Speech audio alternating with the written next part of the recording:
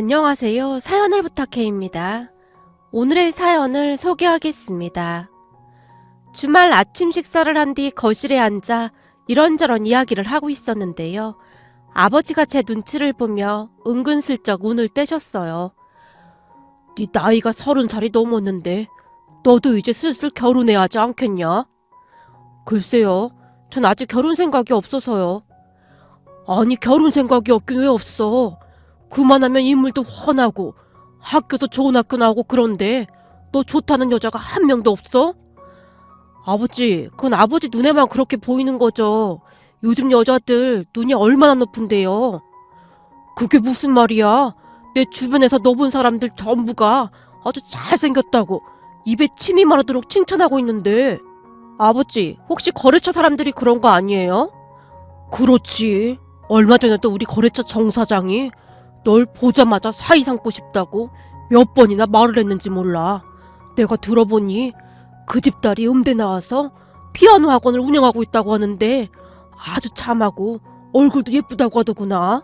거래처 정 사장님이라고 하면 우리 회사 하청받는 분이잖아요.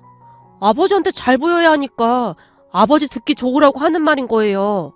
아니거든. 나한테 몇 번이나 자기 딸이랑 너랑 소개팅 한번 하자고 그랬다니까. 그래서 말인데 너 그 정사장 딸 한번 만나보는 게 어떻겠냐? 아버지, 저는 아직 결혼 생각 없어요. 넌 참 이기적인 놈이야. 어떻게 너만 생각하냐? 결혼하고 이기적인 거하고 무슨 상관이 있어요? 제가 입을 삐죽이고 있었는데요. 아니지, 이기적인 거지. 아주 이기적인 거야. 생각해봐라. 우리한테 자식이라고는 너 하나뿐인데 네가 결혼도 안 하고 그러고 있으니 우리가 얼마나 답답하겠어. 지금 내 친구들은 손주 자랑하느라 아주 난리인데 난 손주가 없으니 거기에 끼지도 못하고 그러고 있단 말이야. 그니까 네가 아주 이기적인 거지. 처음에는 조곤조곤 말씀하시던 아버지가 갑자기 부하가 치밀어 오른다는 듯이 단숨에 말을 쏟아내셨어요. 그리고 아버지와 제 대화를 듣던 엄마가 한마디를 하셨는데요. 너무 그렇게 닥달하지 마요. 아직 결혼하기 싫다는 애한테 왜 그렇게 닥달을 해요? 역시 우리 엄마밖에 없다니까. 근데 사실 이 엄마도 네가 빨리 결혼해서 손주가 보고 싶긴 해. 그렇게 두 분이서 작정을 한 듯 제게 결혼을 하라며 압박하기 시작했습니다. 하지만 저는 두 분의 말을 듣는 둥 마는 둥 한 채 제 방으로 들어갔는데요. 잠시 후 엄마가 제 방문을 두드렸어요. 선우야, 엄마 들어가도 돼? 네, 들어오세요. 선우야, 이건 엄마가 그냥 노파심에 물어보는 건데. 뭔데 그래요? 아니, 너 혹시 말이야? 그것 때문에 결혼 안 한다는 건 아니겠지? 그거요? 그게 뭔데요? 그니까 우리가 널 말이야. 말을 하던 엄마가 차마 입 밖으로 입양이라는 말을 꺼내지 못한 채 제 눈치만 보고 있었어요. 저도 딱히 무슨 말을 해야 할지 몰라서 그저 입을 다물고 있었는데요. 아니, 엄마가 걱정이 돼서 그래. 혹시나 우리가 널 입양한 것 때문에 그게 걸려서 그런가 하는 생각 말이야. 엄마, 절대 아니에요.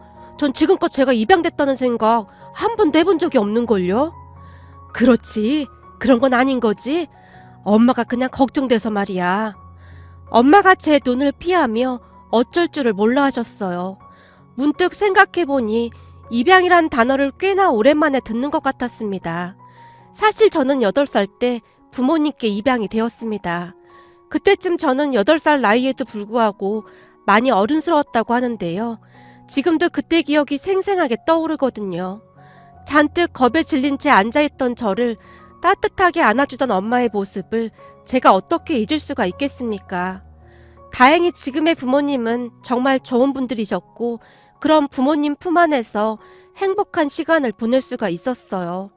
그런데 제가 통 결혼할 생각이 없는 것을 보며 부모님께서 걱정이 되시는 듯 했습니다. 우리 부모님은 한참 동안이나 아이가 생기지 않아서 저를 입양했었기에 제가 빨리 결혼해서 손주를 보고 싶어 했거든요. 하지만 저는 결혼에 그다지 관심이 없었어요. 아마도 부모님께 입양되기 전 아픈 상처들이 가시가 되어 저를 힘들게 하지 않았나 싶기도 하네요. 과연 제가 결혼을 해서 좋은 아빠가 될 수 있을까 하는 걱정이 되기도 했고요. 그렇게 시간이 지나면 지날수록 부모님의 근심이 깊어져만 갔기에 결국 저는 아버지가 점 찍어뒀다던 한 아가씨와 소개팅을 하게 되었습니다. 소개팅 상대는 우리 아버지 회사 거래처 사장님 딸이었는데요.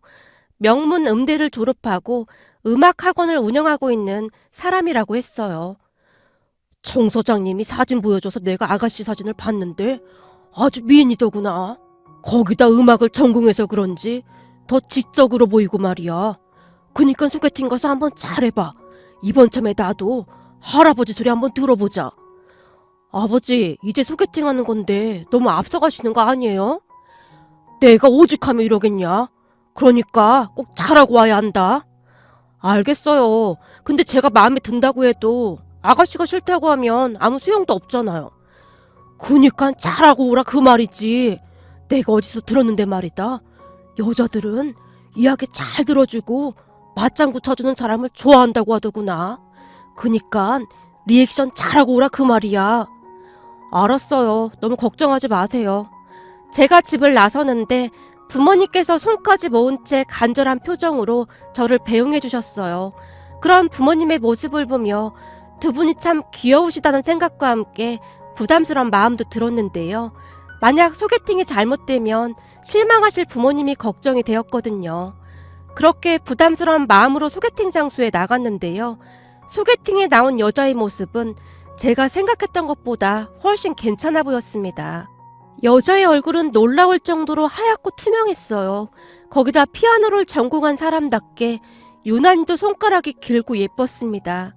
또한 성격이 쾌활한 편으로 제가 말을 할 때마다 활짝 웃으며 이야기에 집중하는 그런 모습이었어요.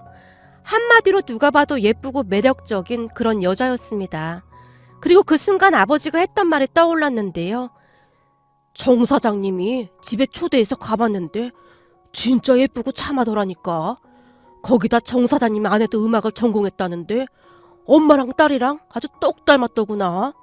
정 사장님 아내가 플룻도 기가 막히게 연주하더구나. 딸은 피아노를 치고 엄마는 플룻을 연주했는데 그렇게 멋져 보이지 뭐냐? 라며 감탄을 하셨거든요. 그런 아버지의 말이 이해가 될 정도로 여자는 정말 괜찮아 보였어요. 하지만 제 처지에 그런 여자와 결혼이 가능한 것일까? 라는 걱정이 앞섰는데요. 여자는 시중일관 활짝 웃으며 제게 호감을 표해왔습니다. 잠시 뒤 소개팅을 끝내고 제가 여자를 데려다주고 집으로 가려고 했는데요. 저기 선우씨, 혹시 제가 마음에 안 드시는 거예요? 네? 그게 무슨 말씀이세요? 아니, 제 말은 제가 마음에 안 드시는지 궁금해서요. 아니요, 그럴 리가요. 정말요? 저기 그럼 우리 또 볼 수 있는 거죠? 선우씨, 너무 긴장한 거 아니에요? 저 그렇게 무서운 사람 아닌데. 아, 죄송합니다. 제가 소개팅을 너무 오랜만에 했거든요. 그게 정말이에요? 그럼 제가 마음에 안 들어서 그런 건 아닌 거죠? 그럼요. 절대 그런 거 아닙니다. 그럼 우리 다음 주에 또 만나요. 네, 알겠습니다. 그럼 다음 주에 제가 가영 씨한테 연락 드릴게요. 알겠어요. 그럼 기다리고 있을게요. 겉모습은 여리여리한 여성스러운 그런 모습이었지만 성격은 전혀 달랐는데요. 남자인 저보다 더 적극적으로 다가왔거든요. 하지만 제가 워낙 소극적인 성격이었기에 그런 가영 씨가 오히려 더 좋았던 것 같습니다. 우리는 그렇게 정식으로 사귀게 되었어요. 양가 부모님들이 좋아하신 건 말할 것도 없었고요. 특히나 가영이 부모님이 우리를 적극적으로 응원해 주셨는데요. 어느 날은 가영이가 조심스레 제게 묻기까지 했어요. 저기 선우씨 나이도 있는데 되도록이면 빨리 결혼하는 건 어때? 결혼? 그래도 서로 1년은 만나보고 해야 하지 않을까? 선우씨는 아직 나한테 확신이 없는 거야? 그런 건 아닌데 그럼 너한테 결혼이 조금 빠른 게 아닌가 싶어서. 나 괜찮아. 어차피 부모님들끼리 다 아는 사이여서 다 안심도 되고, 그리고 선우씨 만날 때마다 참 진국이란 생각도 들더라고. 어느 순간부터 가영이가 결혼 이야기를 꺼내기 시작했는데요. 저도 가영이를 많이 좋아하고 있었기에 이왕 할 거 빨리 하는 것도 괜찮겠다 싶었어요. 하지만 결혼 생각을 할 때마다 고민이 될 수밖에 없었는데요. 제가 입양하라는 사실을 말을 해야 할 것 같았거든요. 아무리 생각해봐도 그냥 결혼을 하는 건 아니라는 생각이 들었기에 제가 부모님께 사실대로 털어놨습니다. 엄마, 아버지, 저 고민이 있는데요. 고민? 무슨 고민? 가영이랑 무슨 문제라도 생겼어? 그런 건 아닌데요. 저기 제가 입양됐다는 사실을 말해야 하는 거 아닌가 싶어서요. 제가 힘겹게 한마디 한마디를 하고 있었는데요. 제 말 듣던 아버지가 대수롭지 않게 말씀하셨어요. 그거 말이냐? 그건 내가 이미 정 사장한테 다 말해놨다. 아버지가요? 언제요? 네가 가영이 만나러 가기 전에 말했어. 그래야 괜한 잡음이 안 생길 것 같아서. 제가 입양하라고 해도 괜찮대요? 그러니까 소개팅에 나간 거 아니겠냐? 정 사장은 그런 거 별로 개의치 않더구나. 아니, 오히려 그게 무슨 상관이냐고 했어. 넌 내 아들이 분명한데 뭔 상관이냐고. 그러니까 아무 걱정하지 마. 아, 네. 저는 괜히 걱정이 돼서요. 그게 무슨 상관이냐? 네가 우리 아들인 게 중요한 거지. 아버지도 대수롭지 않다는 듯이 말을 하시다가는 화제를 돌렸는데요. 근데 갑자기 그런 걱정을 왜 하는 거야? 사실 가영이가 되도록 빨리 결혼하면 좋을 것 같다고 해서요. 그래? 가영이가 그랬단 말이냐? 네, 아무래도 제 나이가 있다 보니 그런 것 같아요. 그렇지. 네 나이가 결혼할 나이긴 하지. 잘 됐구나. 그럼 빨리 결혼 진행하면 되겠네. 어차피 양가 다 아는 사이인데 니들만 좋으면 미룰 게 뭐가 있겠어. 안 그래, 여보? 그렇지. 나도 우리 아들이 빨리 결혼하면 좋지. 거기다 손주까지 빨리 안겨주면 더 좋고 말이야. 엄마, 아직 결혼도 안 했는데 무슨 손주 타령이에요. 왜? 요즘은 혼수로 많이들 해간다고 하더니만. 엄마, 제발 이상한 소리 좀 하지 마세요. 제가 얼굴까지 시뻘개진 채 엄마를 말렸지만 부모님은 오로지 손주 생각뿐이신 것 같았어요. 아마도 두 분이 아이를 낳지 못하셨기에 손주가 더욱 기다려지시는 듯 했습니다. 그렇게 우리는 만난 지 7개월 만에 양가 부모님께 인사를 드리게 되었어요. 우선 가영이가 우리 부모님께 먼저 인사를 왔는데요. 부모님께서는 가영이를 아주 마음에 들어 하셨어요. 어쩜 그렇게 단아하고 예쁠 수가 있을까? 우리 아들이 한눈에 반할만 하네. 얼굴에 잡티가 하나 없더라. 거기다 피아노를 전공해서 그런지 손도 아주 예쁘더구나. 손주 태어나면 아주 예쁠 것 같아. 가영이가 돌아간 뒤 엄마가 설레이는 표정으로 몇 번이나 말했는지 모르겠습니다. 그리고 얼마 뒤 제가 가영이 부모님께 인사를 갔는데요. 문 앞에서 초인종을 누르자마자 가영이 가족들이 아주 반갑게 맞아줬어요. 그냥 와도 되는데 이런 걸 뭐하러 사왔어요? 얼른 들어와요. 제가 들고 간 선물을 받아든 가영이 어머니가 활짝 웃고 있었는데 그냥 한눈에 봐도 모녀 사이라는 생각이 들 정도로 가영이와 어머니가 많이 닮아 있었어요. 가영이 가족들을 따라 현관에서 거실로 들어가고 있었는데요. 들어선 거실 벽에는 유명 화가들의 명화들이 걸려 있었고 또한 거실 한쪽에는 아주 멋진 피아노가 있었습니다. 그냥 딱 봐도 비싸 보이는 그런 피아노 같았어요. 거실로 들어간 제가 거실에 걸려있던 그림들을 쭉 둘러보고 있었는데요. 거실벽 한복판에 걸려있던 명화 하나가 유난히도 제 눈에 들어왔어요. 그 그림은 세자매가 나란히 앉아있는 모습이었는데 그런 세자매 앞에 엄마로 보이는 여자가 작은 의자에 앉은 채로 아이들에게 밥을 떠먹이고 있는 그런 그림이었어요. 어딘지 모르게 많이 낯이 익어 보였기에 제가 그 그림을 한동안 넋을 놓고 뚫어져라 바라보고 있었어요. 왜요? 저 그림이 마음에 들어요? 네? 아, 그게 왠지 모르게 낯이 많이 익어 보여서요. 어디서 본 것 같은데 기억이 잘 안 나서요. 그럴지도 모르죠. 저 그림 꽤 유명한 그림이거든요. 라며 가영이 어머니가 그림에 대한 설명을 하기 시작했어요. 저 작품은 장 프랑스와 밀레의 1860년도 작품이에요. 제목이 쪼아먹다인데 그림을 자세히 보면 귀여운 아이들이 입을 내민 채 어머니가 내밀고 있는 숟가락을 쳐다보고 있는 모습이 마치 어미새가 먹이를 먹여주는 듯한 그런 느낌이어서 쪼아먹다라는 제목이 붙여졌다고 하더라고요. 그러니까 부모 자식 간에 따뜻한 사랑을 표현한 그림이죠. 근데 저 그림은 특히나 내가 좋아하는 그림인데 선우 씨도 저 그림이 마음에 드는 모양이네요. 역시 우리가 인연인가 보다. 왠지 모르게 집 안으로 들어서는데 저 그림이 많이 익숙한 느낌이 들어서요. 어머님, 말씀 낮추셔도 됩니다. 그럼 그럴까요? 앞으로 우리 사이가 될 건데 그래도 되겠죠? 가영이 어머니가 활짝 웃고 있었는데요. 그럼 가영이 어머니의 미소를 보며 왠지 모르게 마음 한구석에 전기가 흐르는 듯한 그런 이상한 기분이 들었던 것 같습니다. 잠시 후 식탁에 둘러앉아 식사를 한 뒤 차를 마시며 대화를 했는데요. 가영이 어머니는 음악뿐만 아니라 그림에도 조예가 깊은 사람이었어요.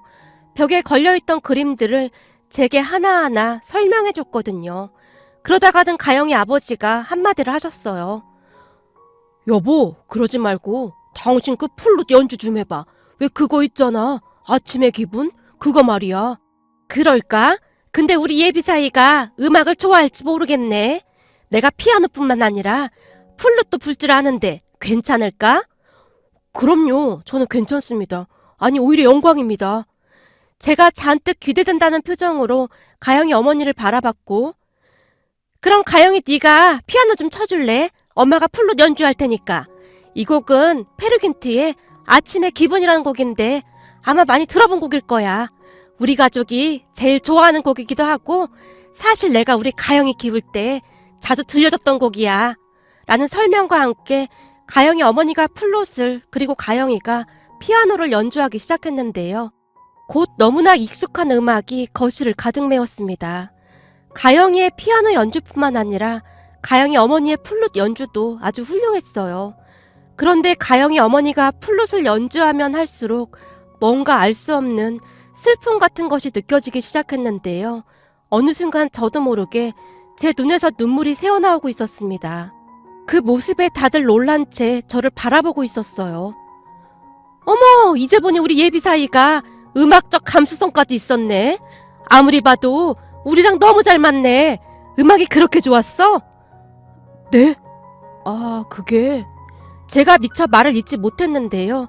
그 순간 심한 두통이 밀려오면서 속이 좋지 않았거든요. 저기 죄송한데 제가 몸이 너무 안 좋아서 오늘은 그만 가봐야 할 것 같습니다. 선우씨, 갑자기 왜 그래? 죄송합니다. 나중에 다시 찾아뵙겠습니다. 제가 후다닥 집을 나섰는데요. 어찌나 급히 나왔던지 입고 갔던 정장 자켓을 두고 나올 정도였습니다. 집을 나와서 차에 올라탔는데 눈물이 앞을 가려 세상이 뿌옇게 보일 정도였어요. 한동안 차 안에서 눈물을 흘리다가는 집으로 돌아갔는데요. 집 안으로 들어서던 제 얼굴을 보며 부모님이 놀란 채 물었어요. 너 얼굴이 왜 그래? 가영이 집에서 뭐 안 좋은 일 있었어? 엄마, 아버지, 나 결혼 못할 것 같아요. 뭐? 그게 무슨 말이야? 우리 집에 가영이 데리고 올 때까지도 그렇게 좋아하더니 갑자기 결혼을 못할 것 같다니. 혹시 가영이네 집에서 네가 마음에 안 든다고 한 거냐? 아버지가 굳은 표정으로 제게 물었어요. 하지만 저는 어떠한 말도 하지 못한 채 그저 눈물만 흘리고 있었어요. 무슨 일인지는 모르겠지만 너 지금 많이 안 좋아 보이니까 우선은 방에 들어가서 좀 눕자. 엄마가 약이라도 사올까? 아니요, 괜찮아요. 좀 누워있으면 괜찮을 거예요. 그렇게 제가 방으로 들어가서 침대에 누운 채 천장만 멍히 바라보다가는 어느새 잠이 들었습니다.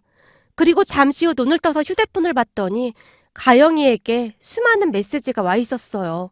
메시지 내용은 무슨 일이야? 연락 좀 해봐. 많이 아픈 거야? 뭐 이런 것들이었고요. 하지만 그때까지도 저는 충격에서 헤어나오지 못한 상황이었기에 답장을 할 수가 없었습니다. 그러다가는 떨어지지 않는 발걸음으로 거실로 나갔어요. 괜찮은 거니? 도대체 무슨 일이야? 지금 가영이네 집에서 연락 오고 난리도 아니야. 저 가영이랑 결혼 안 해요. 아니, 절대 못 해요. 아니, 갑자기 그게 무슨 말이냐고. 부모님께서 답답하시다는 듯이 저를 바라보고 있었어요. 엄마, 아버지, 제 얘기 듣고 놀라지 마세요. 저도 오늘 가보고 너무 놀라서 아직도 심장이 두근거릴 정도인데. 그니까 도대체 무슨 일이야? 여기 앉아서 차근차근 말해봐. 네 마음에 안 들면 결혼 안 하면 그만이니까 그런 거 걱정하지 말고. 엄마, 아버지가 잔뜩 긴장한 채 제 입만 바라보고 있었어요. 엄마, 아버지가 그 보육원에서 나 데리고 왔을 때 기억나세요? 그럼 기억나다마다. 근데 갑자기 그 얘기는 왜 하는 거야? 그때 제 눈이 너무나 슬퍼 보여서 저를 선택하셨다고 했잖아요? 그랬지. 다른 애들은 다들 잘 어울려서 노는데 유독 너만 혼자 구석에 앉아있더구나. 근데 그 여린 눈에 눈물이 어찌나 가득하던지 엄마 마음까지 아려왔거든. 내가 이 아이 엄마가 되어서 눈물을 닦아줘야겠구나 그런 생각을 했거든.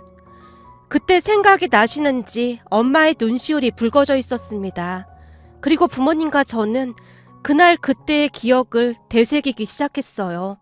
사실 저는 태어나자마자 보육원에 맡겨졌다고 하는데요. 맡겨진 뒤 한 달쯤이 지난 어느 날 한 부부에게 입양이 되었다고 합니다. 결혼한 지 한참 됐다던 그 부부에게는 아이가 없었다는데요. 너무나 간절히 아이를 원했지만 아무리 기다려도 아이가 생기지 않았다고 했어요. 그러다 결국 입양을 했고 이왕이면 아무 기억도 없는 그런 아이를 데려다 키우고 싶어 했다고 합니다. 마치 자신들이 낳은 아이처럼 말이죠. 그런데 몇 년 뒤 문제가 생겼다는데요. 정말이지 기적과도 같이 그 부부에게 아이가 생겼거든요. 그러니까 그 부부에게 친자식이 생긴 겁니다. 그 부부가 좋아한 건 말할 것도 없었고 잠시나마 저로 인해 아이가 생겼다며 저를 더 예뻐하기도 했답니다. 그렇게 저는 그 부부에게 입양이 되어서 한동안 그 집에서 잘 지냈어요. 하지만 그 부부의 친자식이 태어나고 그 친자식이 3살이 되었을 무렵 저는 그 부부에게 파양을 당했습니다. 그랬으니 제가 얼마나 충격을 받았을지 짐작이 되고도 남는데요. 생각해보세요. 하루아침에 엄마, 아빠, 그리고 동생과 헤어졌으니 그 충격이 어마어마할 수밖에요. 저는 그때의 기억이 아직도 생생하기만 한데요. 정말이지 무섭고 두렵기만 했거든요. 엄마 아빠가 왜 저를 두고 간 것인지 이해할 수 있는 나이가 아니었으니까요. 다만 제가 말을 잘 듣지 않아서 저를 두고 갔구나 라는 생각을 했었기에 우리 엄마 아빠 말 잘 들을게요. 엄마 아빠한테 보내주세요. 보육원 선생님을 붙들고 울던 기억이 납니다. 그런 저를 지금의 부모님이 입양을 했던 것이고요. 저를 입양하겠다던 부모님에게 보육원 원장님이 단호하게 말했다고 했어요. 쟤를 입양했던 부부가 친자식이 태어났다고 쟤를 파양했습니다. 그랬으니 얼마나 충격이 컸겠습니까? 사람들이 어쩌면 그럴 수가 있는 것인지 찾아와서는 온갖 핑계를 다 대는데 어찌나 화가 나던지 그 사람들 천벌받을 겁니다. 아니죠. 반드시 천벌받아야 마땅한 사람들입니다. 그러니 신중하게 생각해 주십시오. 파양을 당할 때마다 충격이 진짜 크거든요. 감당할 수 있는 충격이 아닙니다. 라는 말씀까지 하셨다고 하네요. 이 모든 내용은 한참 나중에 부모님께서 제게 이야기를 해주셔서 알게 되었어요. 다시 입양되어 온 제가 자다가 경기를 하며 벌떡벌떡 일어나기도 했고 구석에 쪼그려 앉아서 하염없이 울기도 했거든요. 그런 저를 엄마가 가만히 안아주시곤 했는데요. 괜찮아. 엄마 아빠는 항상 네 옆에 있을 거야. 그건 네 잘못이 아니었어. 라는 말을 자주 해주셨거든요. 그때 생각을 하며 제가 온몸을 부르르 떨다가는 조용히 입을 열었어요. 엄마 아버지가 저를 입양하기 전에 저를 파양했던 그 사람들 있잖아요. 그 사람들이었어요. 뭐? 그게 무슨 말이야? 널 파양했던 사람들이라니. 그러니까 가영이네 부모가 널 파양했던 그 사람들이란 거니? 네가 그 사람들 얼굴을 기억하고 있었단 말이야? 혹시 네가 착각한 거 아닐까? 엄마가 놀라움과 걱정이 가득한 표정으로 저를 바라봤어요. 아니요, 분명히 맞아요. 그 집 들어가서 거실을 봤는데 그 그림이 있었어요. 그렇지 않아도 왠지 모르게 많이 본 그림이라는 생각을 하고 있었는데 가영이네 엄마가 플룻을 연주하던 순간 딱 생각났어요. 가영이 엄마가 연주하던 그 음악, 제게도 아침마다 들려주던 그 음악이었거든요. 그러면서 가영이 엄마의 웃는 얼굴에서 어릴 적 기억들이 떠올랐어요. 그 사람들이 확실해요. 집만 바뀌었을 뿐이지 그림들이랑 피아노까지 그때 그 모습 그대로예요. 세상에, 나 이게 웬일이니 그래? 무슨 이런 악연이 다 있어. 그러게요, 악연이네요. 다시는 만나지 말았어야 하는 악연이네요. 그런 집안이라면 나도 절대 허락 못한다. 나쁜 사람들 같으니라고. 사람이라면 절대 그렇게 하면 안 되는 거야. 안 그래, 여보? 엄마가 분하다는 듯이 아버지를 바라봤는데요. 그렇지. 그런 직구석당이랑 우리 귀한 아들이랑 절대 결혼 못 시키지. 아버지의 얼굴에도 분노가 가득해 보였습니다. 그때 제가 부모님 집에 처음 왔을 때 충격으로 인해 적응을 잘 못해서 부모님께서 많이 마음 아파하셨거든요. 아마도 그때 생각이 나셨으리라 추측해 볼 뿐입니다. 그 뒤 저는 가영이를 만나 헤어지겠다고 통보했습니다. 뭐? 헤어지다니 그게 무슨 말이야? 선우씨, 알아듣게 말 좀 해봐. 너랑 내가 결혼한다는 거 자체가 말이 안 되는 일이야. 이유는 니네 부모님께 물어봐. 우리 부모님한테 뭘 물어보란 말이야. 정가영, 그리고 정수영. 가영이 너네 부모님한테 물어봐. 정수영이 누군지. 정수영이 누군데 그냥 그렇게만 말하면 어떡해. 니네 부모님께 물어보면 알 거 아냐. 그러니까 니네 부모님한테 물어봐. 정수영이 누군지. 한마디만 더 하면 그 정수영이 바로 나라는 말도 꼭 하고. 뭐? 선우씨가 왜 정수영이야?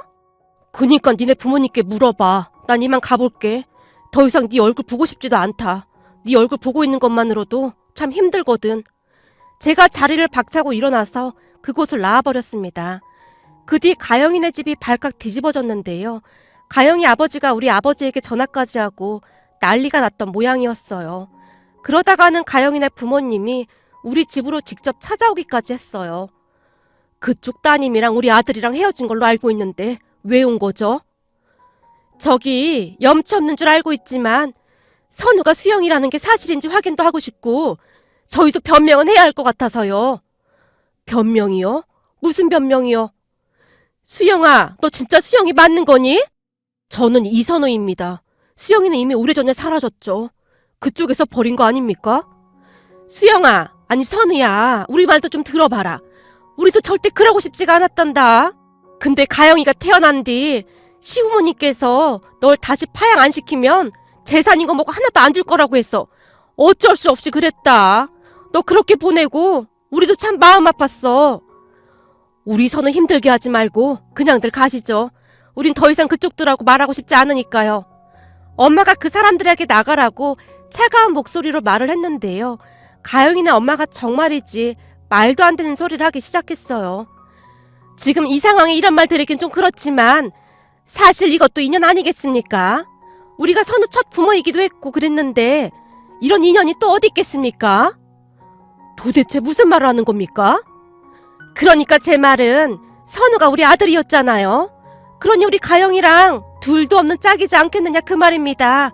생각해보세요. 우리가 계속 선우를 데리고 있었으면 비록 핏줄은 아니지만 가영이랑 선우가 남매 사이가 되는 건데 지금 보니 둘이 부부가 될 운명이라 일이 된 게 아닌가 싶습니다.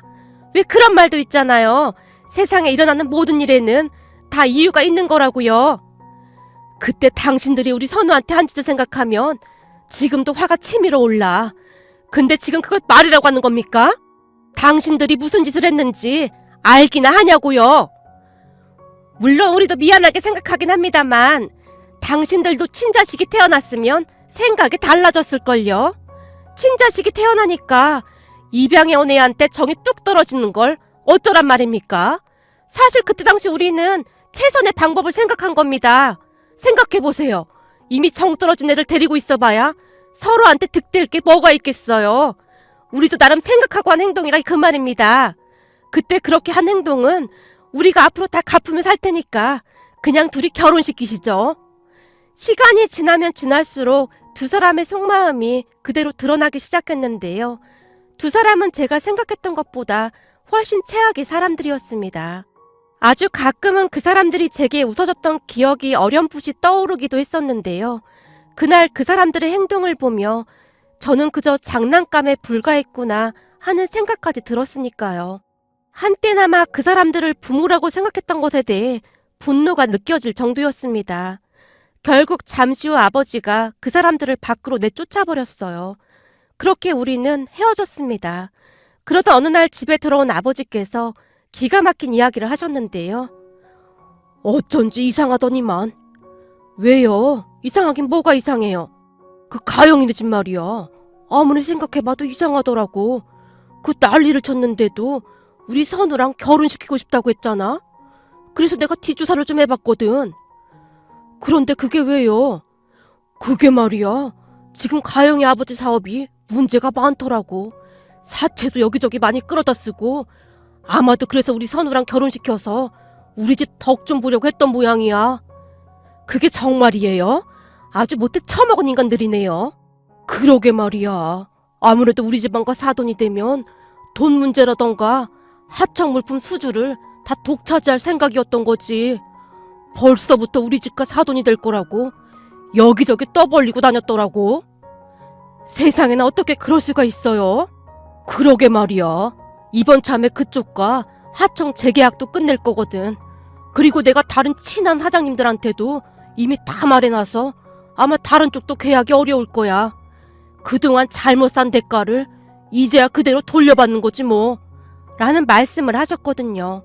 그 뒤 그 사람들이 몇 번이나 찾아와서 부모님과 제게 빌어댔지만 우리는 상관조차 하지 않았습니다. 제가 더욱 씁쓸했던 것은 그 부부가 찾아와서 빌어대는 동안 가영이는 단 한 번도 찾아오지 않았는데요. 나중에 가영이가 문자를 보내왔는데 그 문자 또한 충격적이었습니다. 부모님의 성화에 못 이겨 저와 결혼을 하려고 했었다고 하네요. 우리 집이 돈도 많고 아버지 사업도 크게 연관되어 있었으니 그냥 안정적인 저와 결혼을 시키려고 했던 것이죠. 그동안 부모님이 하라는 대로 하고 살아왔던 가영이도 이번에 느낀 것이 많았던 것 같았는데요. 미안했다는 말만을 할 뿐이었습니다. 그러한 모습을 보며 사람의 욕심이 얼마나 끝이 없는지 다시 한번 깨닫게 되었답니다. 그렇게 어렵게 낳은 딸이었음에도 불구하고 본인들의 욕심을 채우기 위해 그러한 짓을 한 것을 보며 그 사람들에게는 저를 파양하는 것이 정말 아무렇지도 않았겠구나라는 생각마저 들었으니까요. 이번 일을 겪으며 많은 생각을 하다 보니 문득 그 사람들 집안에 걸려있던 쪼아먹다라는 그 그림이 제 머릿속을 다시 한번 스치고 지나갔는데요.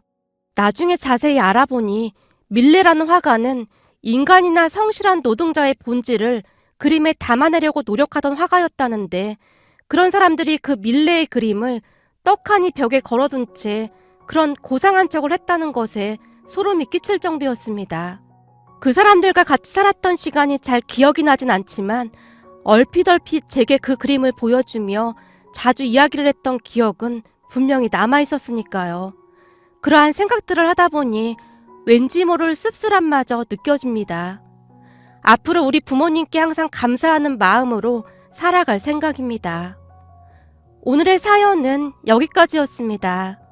즐겁게 보셨다면 구독, 좋아요 부탁드립니다. 고맙습니다.